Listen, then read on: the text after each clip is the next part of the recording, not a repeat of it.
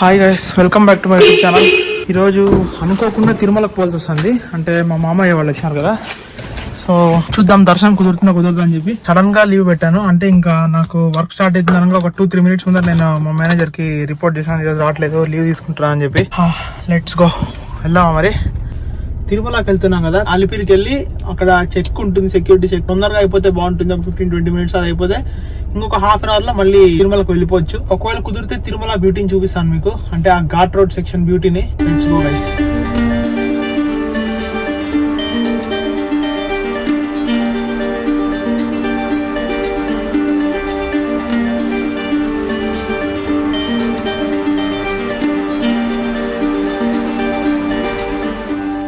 Traffic అసలు మామూలుగా లేదు గైస్. నేను ఈ మధ్యలో ఇంత ట్రాఫిక్ ఎప్పుడు చూసింది లేదు. ఇంకా మీద నుంచి ఇట్లే ఉంటుందేమో నాకు తెలిసి.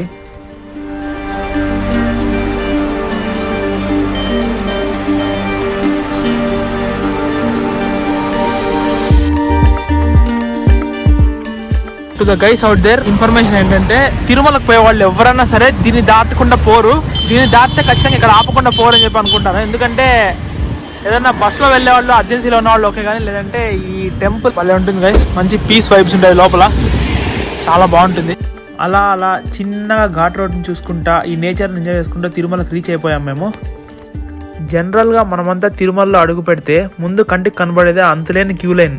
కానీ నాకు మాత్రం చెవులకు అందేది ఇంకో మంత్రం లాంటి అనుభూతి. ఎక్కడ చూసినా స్పీకర్లో వినిపించే ఆ భక్తి గీతాలు, ఆ మంత్రాలు, అవి మనసుకు శాంతినిస్తాయి, ఆత్మకు ఆనందాన్ని ఇస్తాయి. మీకు కూడా ఇలానే అనిపిస్తుందా? కింద కామెంట్స్లో చెప్పండి గైస్. ఇలా ఈ మధురమైన దైవిక క్షణాల్లో మనం శ్రీ వెంకటేశ్వర స్వామి దర్శనం చేసుకున్నాము. ఈ అంతులేని క్యూ లైన్లు, ఆ వేచి ఉన్న టైం అంతా కూడా ఒక్క చూపులో మాయమైపోతాయి.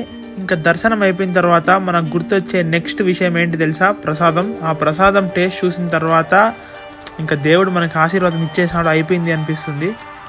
అదే ఇక్కడ మ్యాజిక్ గైస్. ఇంకొక ఇంపార్టెంట్ విషయం ఏంటంటే, స్వామి దర్శనం అయిపోయిన తర్వాత ఎదురుగా ఉన్న ఈ బేడి ఆంజనేయ స్వామిని మాత్రం అస్సలు మర్చిపోద్దండి. Very powerful. నేను ఏం కోరుకున్నా జరిగింది ఇప్పటి వరకు. ఇలాంటి ఒక బ్యూటిఫుల్ ఫీలింగ్ని మనసులో నింపుకొని మళ్ళీ తిరుపతికి చేరుకున్నాం. ఎందుకో తెలీదు, ఈసారి మాత్రం మనసంతా చాలా ప్రశాంతంగా ఉంది. All peace guys. I'll see you in next vlog. Until then ఈ వీడియోని లైక్ చేయండి, ఇంకా మీ ఫ్రెండ్స్ ఎవరైనా ఉంటే అందరికీ షేర్ చేయండి, ఇంకా ప్లీజ్ సబ్స్క్రైబ్ చేసేసుకోవచ్చుగా.